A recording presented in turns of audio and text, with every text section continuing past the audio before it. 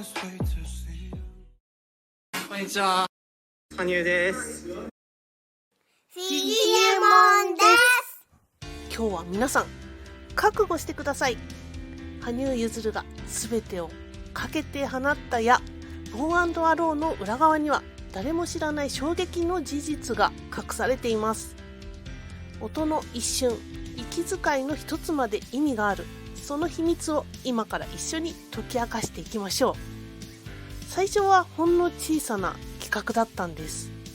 米津玄師の新曲に羽生選手が少しだけスケートで参加する、それだけのはずでした。でもその音が流れた瞬間、羽生選手の中で何かが弾けたと言います。この音は滑る音がするって思ったんです。ただ踊るんじゃない、競技として滑る音だと。この音は滑る音がする、その一言で現場の空気は一変しました。もともと米津玄師サイドの構想では音楽の世界にスケートを添える程度の映像作品でも、羽生選手はその曲の鼓動の中に自分の呼吸とリンクする何かを感じ取っていたんです。その日、彼はこう言いました。この曲ショートプログラムとして滑らせてください。最初は驚いたよ。まさか競技の構成で滑るなんて思わなかった。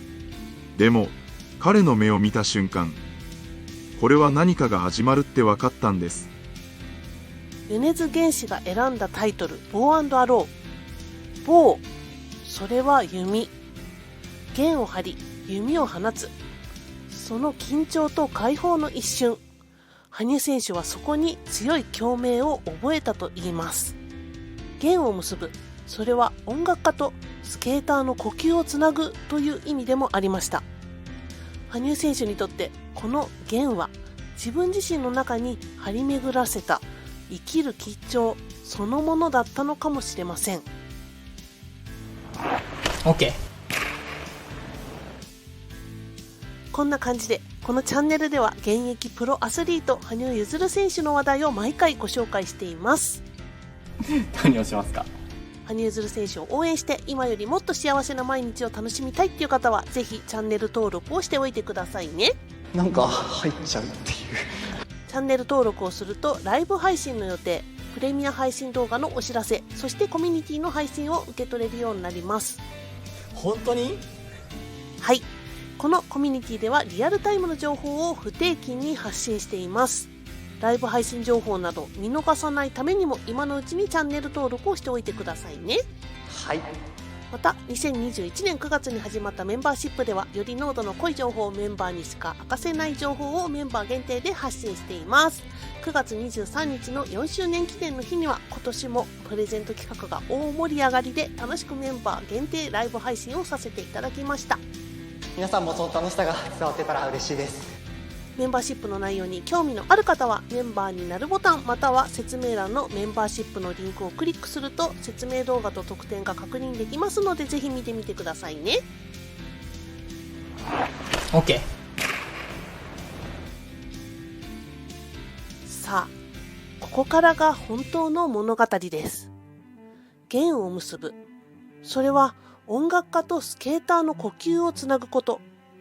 羽生選手にとってその弦は生きる緊張そのもの。そしてその瞬間から彼の矢は静かに放たれていったのです。ショートプログラムとして滑る、その言葉を聞いた瞬間、スタッフの誰もが動きを止めました。彼の目が変わったんです。アスリートの目になっていました。その瞬間、取る側の僕らも試されている気がした。このボー&アロー MV の監督は語りました。照明の位置もカメラのアングルも全て羽生結弦を撮るための現場に組み直されました。それまでは音楽に映像を添える現場だったのが彼の演技に音を合わせる現場へと変わったといいます。光を固定すると羽生さんの呼吸を壊してしまうんです。だから僕らは光を追わせたんです。彼の呼吸のリズムに合わせて照明が動くように。まるで光そのものが羽生結弦選手の体を導くような現場だったといいます。撮影はリハーサルをほとんどせず、ほぼ一発撮り。それほどに現場の空気が研ぎ澄まされていました。スタッフの誰もが息を殺し、見つめていました。世界が羽生結弦の呼吸で動いていた。そう語るスタッフもいたほどです。米津玄師さんのメロディーが羽生選手の動きと同期する。音が伸びるたびに彼の腕が風を切り、音が跳ねるたびに氷の破片が弾け飛ぶ。僕の曲を体で聴いてくれたのは彼が初めてだった。彼の滑りには音の中にある息が見えるんです。音を滑る。それは彼がたどり着いた新しい表現の形でした。音を聞き、音に寄り添い、音に導かれる。その一連の流れを羽生選手は呼吸と呼んだんです。呼吸っていうのは音楽もスケートも同じなんですよ。止めたら終わっちゃう。この瞬間、ボー&アローはただのコラボではなく、羽生結弦の祈りになりました。ショートプログラムとして滑る。それは芸術ではなく、魂の証明だったんです。一つの言葉が作品を変えた。一つの呼吸が世界を変えた。その矢が放たれた瞬間、ボー&アローは羽生結弦そのものになりました。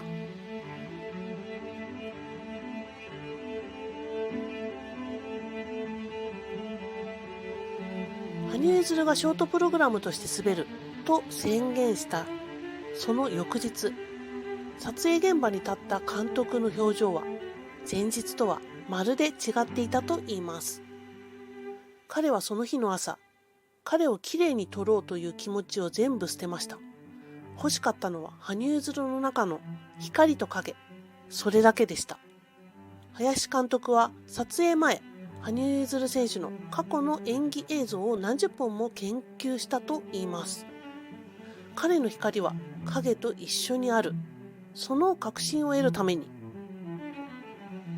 羽生さんの演技ってジャンプよりもその前後の間に真実があるんです。そのわずかな呼吸を取りたかった。この言葉通り、ボー&アローの撮影現場では照明、カメラ、音のすべてが羽生の呼吸に合わせて設計されました。監督は照明を固定せず、あえて追わせる演出を採用。光が羽生選手を追うのではなく、羽生選手の呼吸に光が従うという前代未聞の撮影法でした。呼吸が変わるたび、光も変わる。息が止まる瞬間、世界が止まる。そんな現場を作りたかったんです。撮影スタッフたちはその場で空気が変わるのを感じていました。カメラマンが構えたレンズの向こうで、羽生結弦の一挙手一投足がまるで時間そのものを動かしているように見えたと。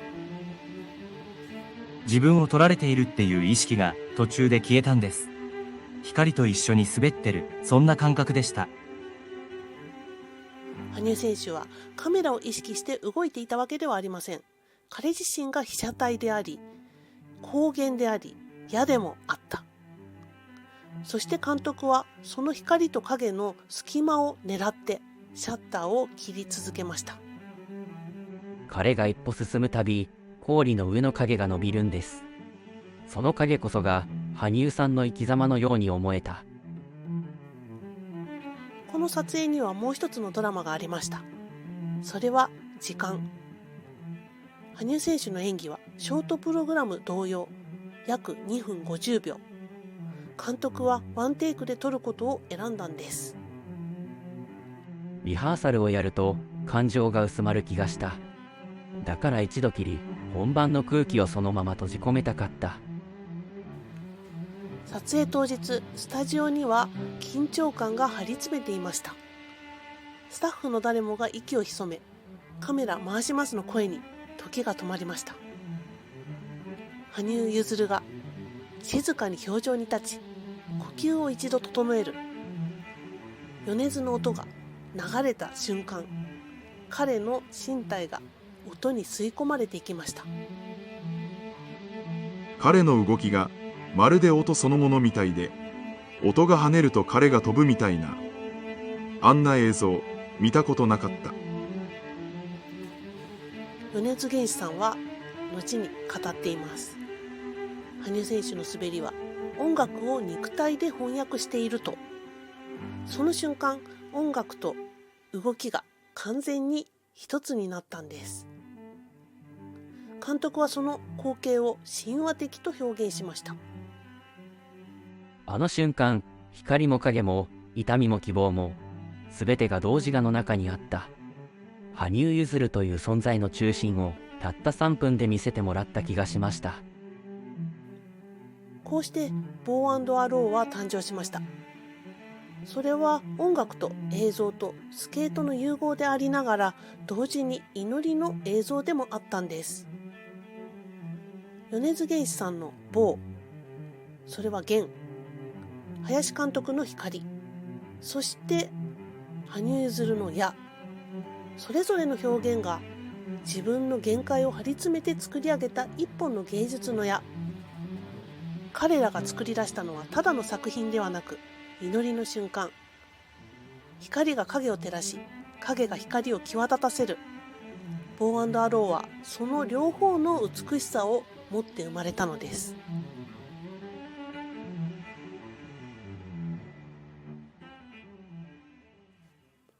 ショートプログラムとして滑ると宣言した羽生結弦選手。彼が次に取り掛かったのは、自ら演技構成を設計するという作業でした。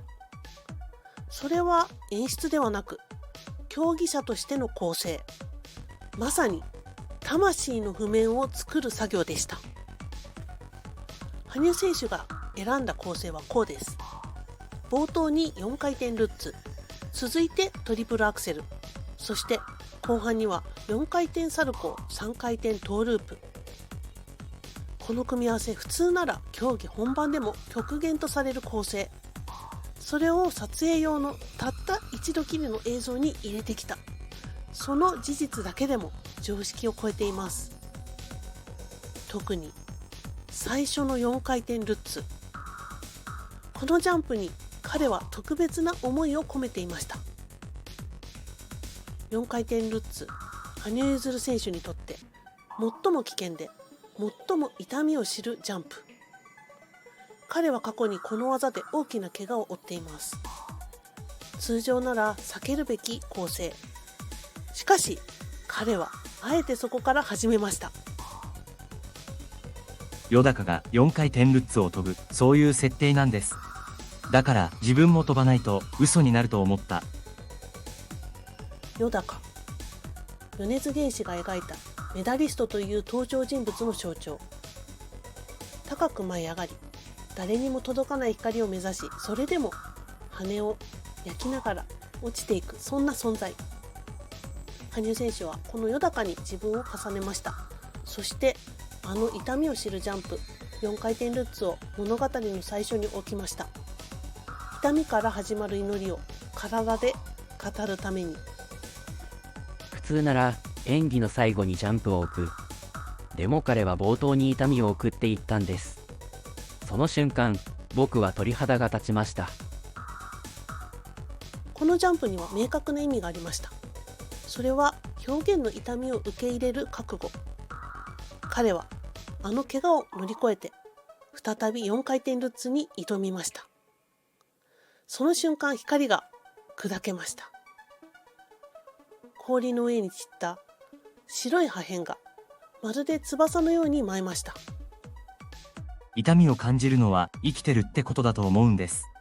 よだかも多分同じだったんじゃないかな。羽生選手にとってこの4回転ルッツは試練であり、同時によだかとの対話でもありました。空へ登るように飛び、そして落ちるように着地する。その動きの中に人が生きるということが刻まれていました。そして次に彼が放つのはトリプルアクセル。羽生結弦の代名詞、4回転ルッツで痛みを描いた後、彼は希望を意味するこのジャンプを続けたんです。彼のアクセルは痛みの後にしか飛ばない。そこが美しい。最後に待つのは4回転サルコー、3回転トーループ。それは挑戦と再生の象徴。彼は痛み、希望、再生という3つの物語をわずか3分弱の中に封じ込めました。監督はその構成を見てこう語ります。彼の構成はまるで人の一生でした。生まれ、傷つき、立ち上がる。それを音楽と同時に描くんです。そんな演技、見たことがない。米津玄師のメロディーと羽生選手の動きが完璧に呼応していました。音が跳ねれば彼が飛び、音が沈めば彼は膝を折る。呼吸と音の間に祈りが宿っていたんです。よだかって誰よりも空を飛びたかったのに、光に焼かれて落ちていく存在なんです。羽生さんはその落ちる姿まで美しく描いた。4回転ルッツで始まり、4回転サルコーで締める。その構成は落ちて再び飛ぶという輪、つまり死と再生の循環を体現しているんです。痛みから始まり光へ帰る。それが羽生結弦のショートプログラム構成でした。ボー&アロー、弦を弾き矢を放ち、痛みの中で祈る。その姿こそがよだかそのものだったのです。この演技はただのプログラムではない、痛みを受け入れ再び飛ぼうとする祈りの記録。羽生結弦が選んだ4回転ルッツは過去への挑戦ではなく未来への矢だった。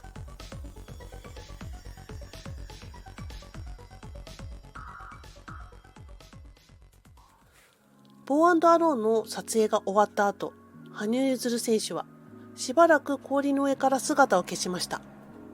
それはメンテナンス期間と呼ばれる時間。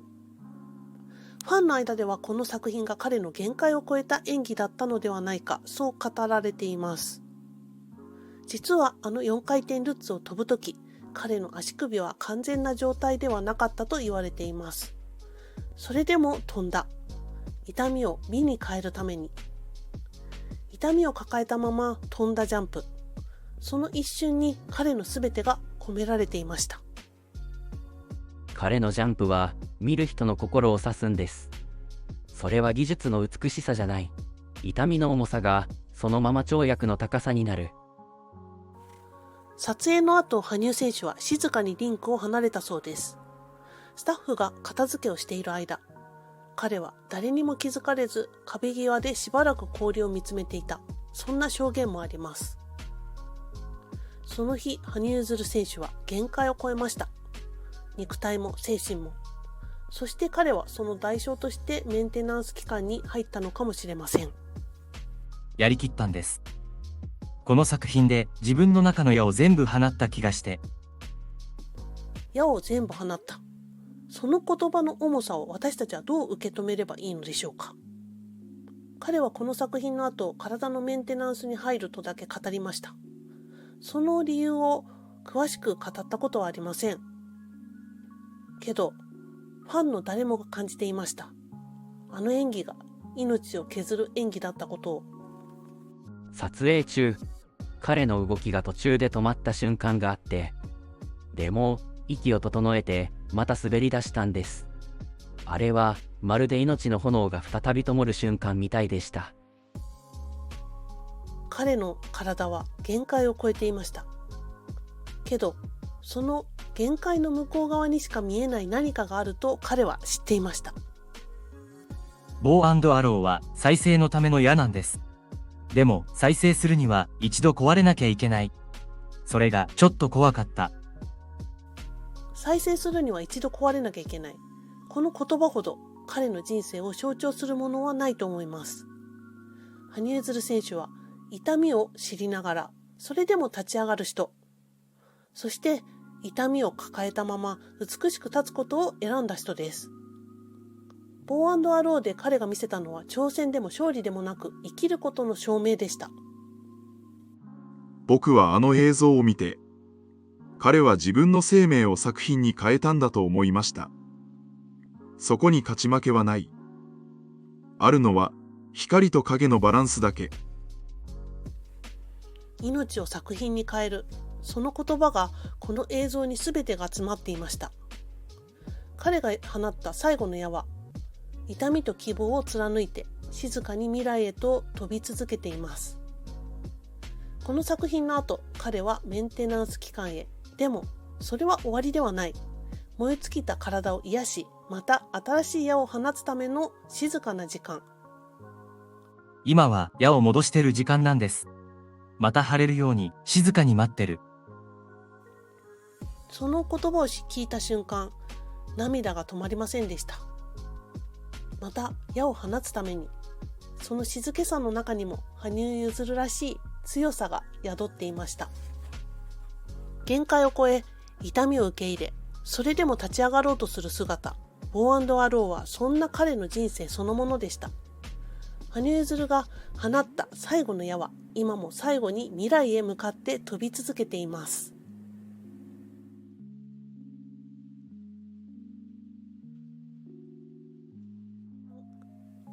ボー&アローの撮影からしばらくの時間が経ちました。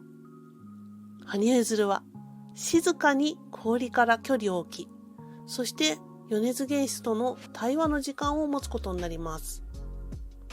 この対話で2人は想像の痛みと光について語りました。まるでお互いの心の奥を照らし合うような静かで深い時間だったと言います。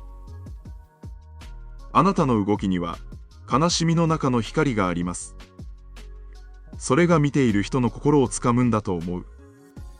米津さんの音楽は自分が滑りながら呼吸しているようなんです。息を吸って吐いて、それが音と同じリズムで重なる感覚。この言葉の交換に2人の弦が確かに結ばれた気がしました。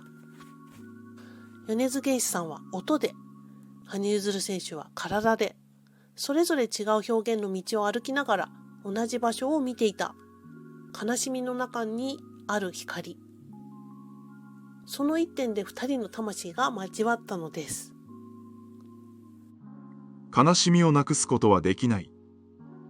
でも、それを抱えたまま光を作れる人は、ほんの一握りしかいない。その言葉を聞いたとき、羽生結弦選手の表情はどこか穏やかでした。まるで長い戦いを終えた戦士が、ようやく休息を得たように。痛みも悲しみも全部自分の一部だと思っています。だからそれを抱えたまま進めたらいい？抱えたまま進む。彼は光をつかむために悲しみを消さない人。その受け入れる強さが私たちをここまで引きつけていたのだと思います。米津玄師さんは言いました。羽生さんの滑りは音楽を超えて祈りそのものなんですよ。祈り。この言葉が全てを締めくくるようでした。ボー&アローとは弦を結び矢を放ち、祈りを未来へ託す物語。その祈りが今も光となって多くの人の心を照らし続けています。米津玄師さんの音が弦となり、羽生結弦選手の滑りが矢となった、その矢が放たれた先に、私たちは悲しみの中の光を見たのです。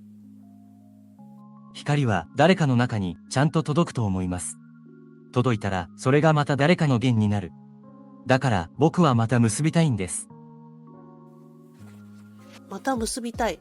それは終わりではなく始まりの言葉。ボー&アローは彼にとっても、そして私たちにとっても再び希望を結ぶための矢だったのかもしれません。悲しみの中の光。光をつかむために羽生結弦は何度でも立ち上がる。米津玄師は音で、彼は表情で、そして今私たちの心の中でもその弦が確かに鳴っています。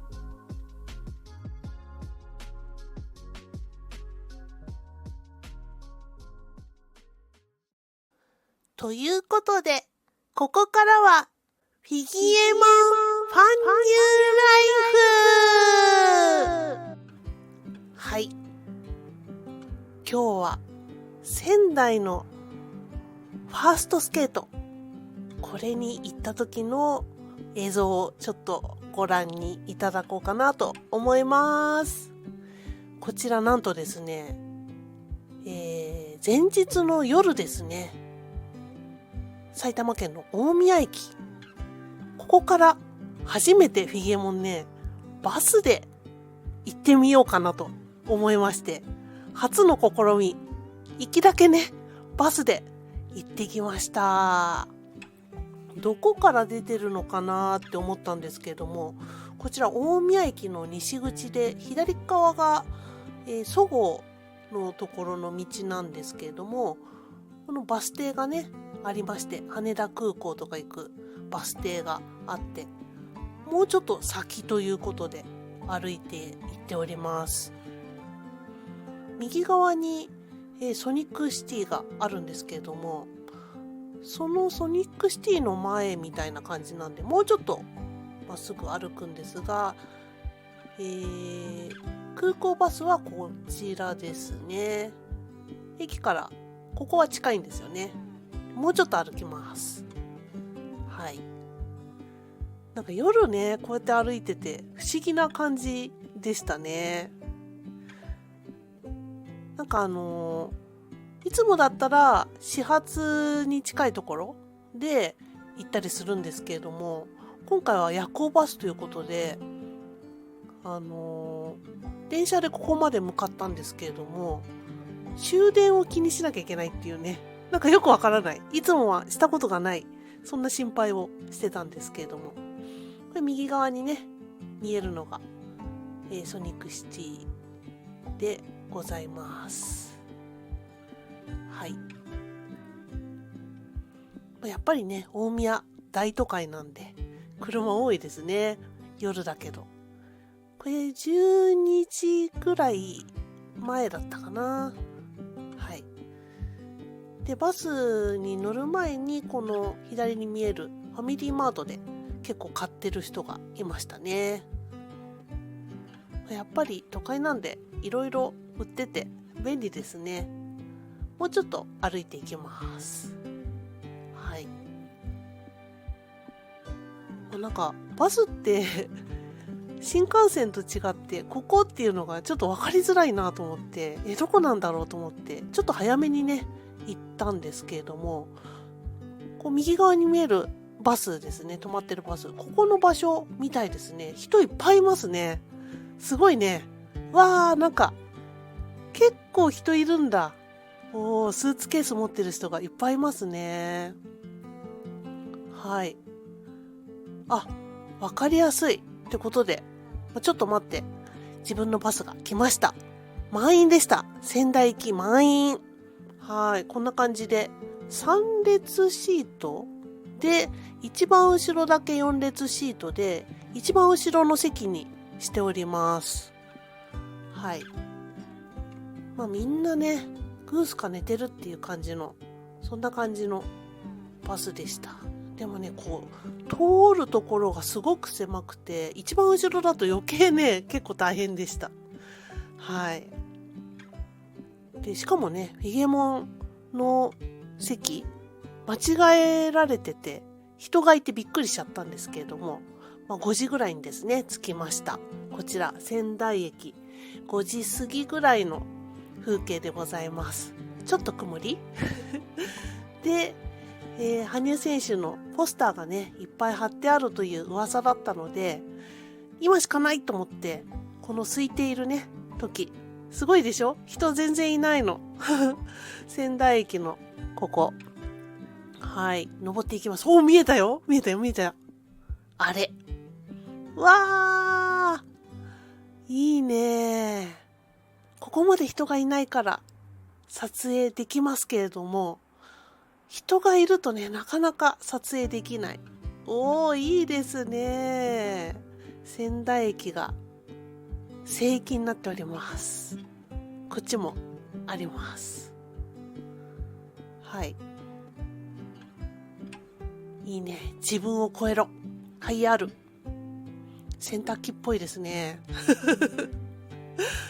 はい、ここまで人がいない仙台駅を見るのは、まあ、夜行バスならではというか、5時過ぎなので。ね。でもね、人いますよね。ちょっといるでしょ？バスの人なのかな？何なんだろう。まだ、電車は動いてないかなっていう感じはするんですが、羽生選手、ここまで、こんな端っこにまでいらっしゃいました。おー、いいですね。そしてですね、こちら。いきなり始まっちゃいましたけれども、朝ごはんをね、ホテルで食べたいなっていうところで、大和ロイネットホテルだったかなの、朝食会場に来ております。泊まってないんですけど、泊まってなくてもお金を出せば食べられるというところで、朝食バイキング食べたいよねっていうことで、みんなで来ました。美味しそうでしょ？結構こんな麺があったりして、サラダ麺めっちゃ美味しそう。サラダ冷やし中華って書いてありますね。食べてないんだけどね、これちょっとね、食べたいのがいっぱいありすぎて食べられなかった。こんな焼きそばもあったりとか、あとはこちらは白米ですね。美味しそうな白米。さすが仙台ですね。そして今回食べましたよ、牛タンカレー。牛タンカレーね、なかなか食べれない、お腹いっぱいで。だけど今日は食べました。そして、仙台味噌汁ですかね。はい。そして、これはなんだ、温麺？麺ですね。これ食べなかったな。ちょっとここまでは食べれなかったけど、めちゃめちゃ美味しそう。次回食べてみたいと思います。薬味をね、いっぱい入れて食べやすいよね。あとは仙台餃子、青葉餃子、あとはタラのこあえ、美味しそう。ずんだ餅とごまミルクプリン、黒ごまミルクプリンですね。はい。あとヨーグルトとかコーンフォートとかいっぱいあって、美味しそうなのいっぱいあって困っちゃうでしょ。はい。こちらも卵焼きとか笹かまとか、笹かま売れてるね。そしてお魚もね、海が近いから美味しいですよね、仙台。いつもね、サバ1個食べてます。はい。そしてパンですね。そんなに種類ないけど美味しそうです。はい。それと、あとはジュースとか、はい。飲み物。紙コップでね、入れられるっていうところがいいですよね。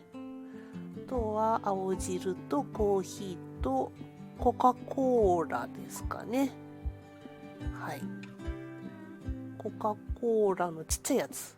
いいね。はい。で、こんな感じ。美味しそう。美味しそう。プーさんも楽しそうでしょ？はい。こんな感じで。食べ過ぎやーんっていうぐらい持っちゃいました。美味しそう。どんだけ食べるやねん。はい。そしてね、今回このお刺身がね、板さんが切ってくれるっていうお刺身が今月から始まったよって言って教えてくれて、はい、こんな感じでめちゃめちゃ美味しそうな食卓でしょ。ってことでお腹パンパンになったので、現地に向かいたいと思います。ちょっと早いんだけどね、現地向かっちゃいます。仙台は地下鉄ね。はい。泉中央方面ではなく、こっちの富沢方面、こっちに乗ります。はい。いやーなんかね、仙台の地下鉄もなかなか慣れたもんで、おー来た来たって感じで、東京のね、地下鉄よりもなんだか慣れてきたっていう感じがしております。仙台。はい。電車ね、降りました。電車降りて、歩いてね、行けるというところなので、歩いて向かいたいと思います。なんかね、やっぱり仙台のエスカレーターゆっくりなので、ちょっと早回ししときます。はい。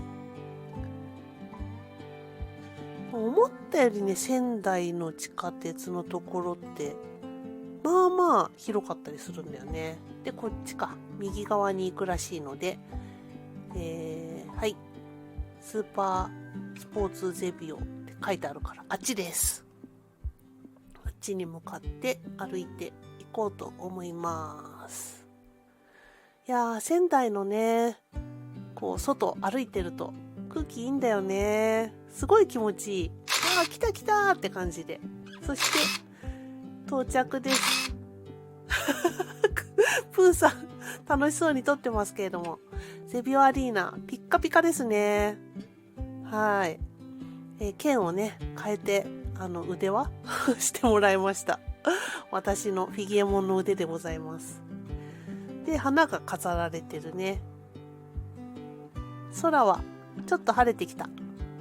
そして、前にある建物のね、こちらでちょっと休憩してから入ろうかなっていうところで。かわいいよね、グリリ。こんな感じで飾られております。うん、かわいい。そして、羽生選手のね、いろいろ飾られてたりして、はい、楽しそうに待ってるところです。そして、やっとね、入れるというところで、これ入場した後ですね。で、入り口のところの花を撮っております。左側。で、右側はね、ちょっと人がいすぎて、こっちしか、映像で見せられないんですけれども、右側にもいっぱいお花が飾られておりました。で、中入ったらこんな感じ。ゼビオアリーナ仙台の中ですね。なんか、こんな作りなんだと思って、階段をちょっと登って、広い通りがあってって感じですね。なるほどね。みんななんかこう、ふーんって見てましたね。で、今回はこんな感じですというところで、はい。じゃあ実際に中をね、どんな感じか見てみましょう。人いっぱいいるけど、ちょっと撮れるかしら。じゃじゃーん。おー、こんな感じ。なんか広そうで狭そうで広そうで、なんかこじんまりと割としているようでいて、上の方行くとまあまあ遠いっていうね感じなんですけれども、こちらショートサイドの2階席のところから撮影しております。はい、メンバーの方のねお席のところでこんな感じかっつって撮ったと思います。立ち見のところからかな、確か撮りましたね。で、上にこのなんかあるのが特徴です。で、これが3階の私の席から撮った風景でございます。結構遠いでしょね。で、ほら、わかるでしょ、下の方が手前が見えないのわかります？ここのゼビオアリーナの作りとしたら、ショートサイドから一番端っこがね、なんか見切れてしまうっていう、そんな感じでした。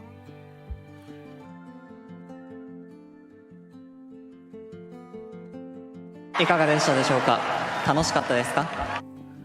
ということで今日はボー&アローについての考察と2025年7月のザ・ファーストスケートの観戦で仙台1泊2日の旅のご紹介をしてきました。